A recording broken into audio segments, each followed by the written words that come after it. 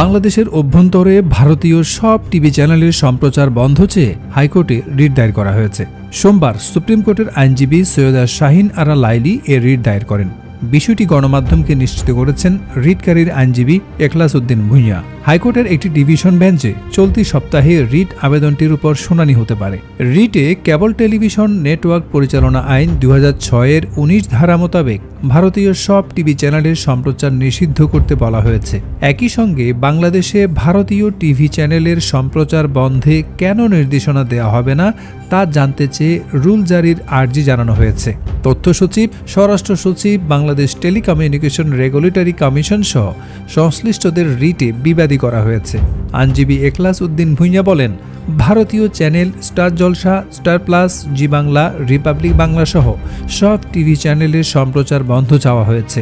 ভারতীয় টিভি চ্যানেলে বিভিন্ন উস্কানিমূলক সংবাদ প্রচার করা হচ্ছে। এছাড়া ভারতীয় চ্যানেলে বাংলাদেশের সংস্কৃতি বিরোধী বিভিন্ন অনুষ্ঠান অবাধ সম্প্রচারের ফলে যুব সমাজ ধ্বংসের সম্মুখীন।